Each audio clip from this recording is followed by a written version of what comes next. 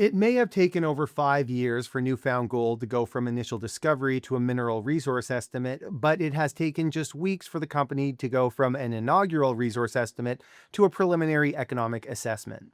And from a high level perspective, given the capital spent here, the PEA isn't all that great if we're being honest. At least not at the base case gold price used. But like anything, the rising price of gold helps that out in a big way. Let's dive in. After years of promise of a large deposit at the flagship Queensway project, New Found Gold earlier this year delivered a mineral resource estimate which managed to hit the 2 million ounce mark right on the nose, disappointing pretty well every investor in the company, alongside investors across the sector who viewed the entire feat as a black mark on the sector.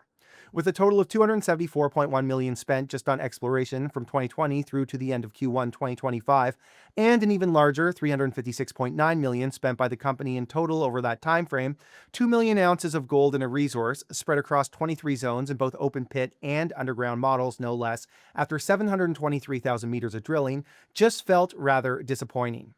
In terms of exploration spend, that amounts to about $137 per ounce discovered, which isn't cheap.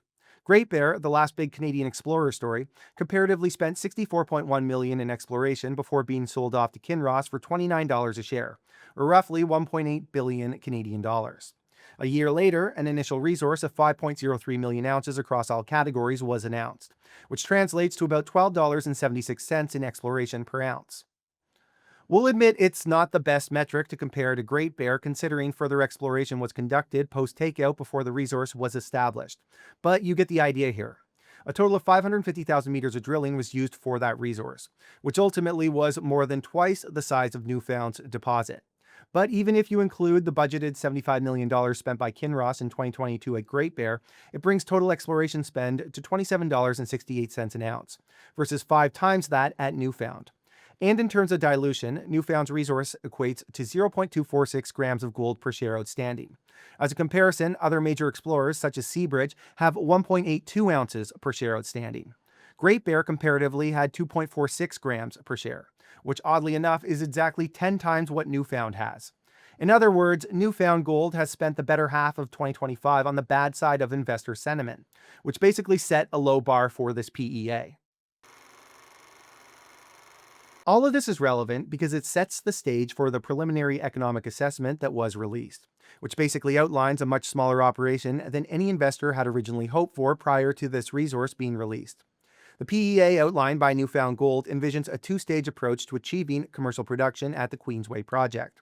The first stage is designed as a let's get things off the ground stage, before the second stage will crank up production levels, all while working to keep capital expenditures as low as possible to establish what the company refers to as a low-cost, high-margin cash flow generating mine. The proposed mine here will focus on the AFZ core, where the bulk of mineral resources exist, with both open pit and underground extraction to occur. The mine will see the first stage of operations produce on average 69,300 ounces of gold over the first 4 years of mine life from a small open pit.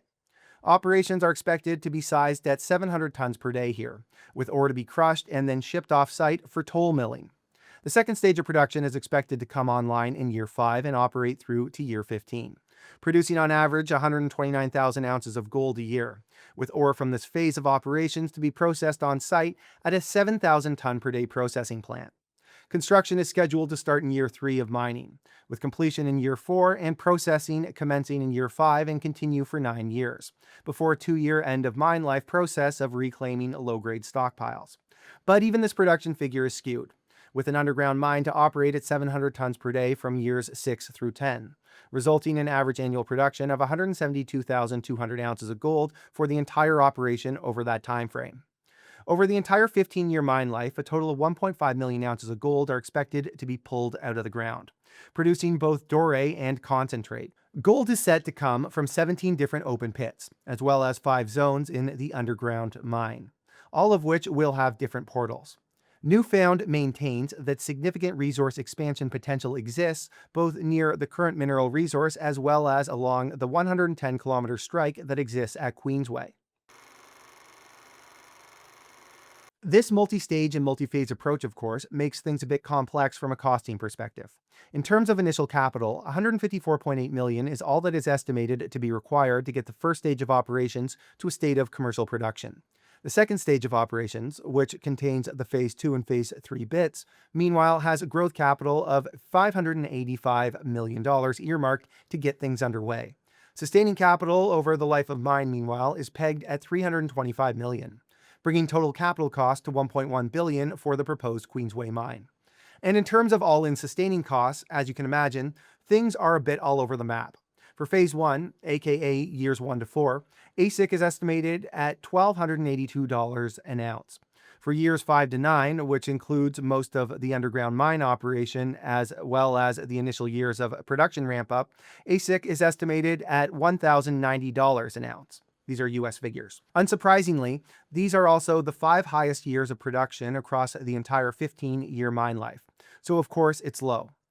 AISC over the entire second phase is estimated at $1,206 an ounce, while AISC over the entire life of mine is estimated to come in at $1,256 an ounce. All told, this convoluted mining plan translates to an after-tax net present value of $743 million alongside an IRR of 56.3% with a payback of less than 2 years. This is based on $2,500 an ounce gold and a 5% discount rate.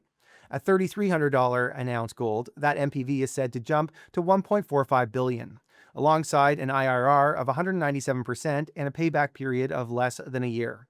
Which sounds great until you consider that the initial capital required here is a fraction of the total funding needed.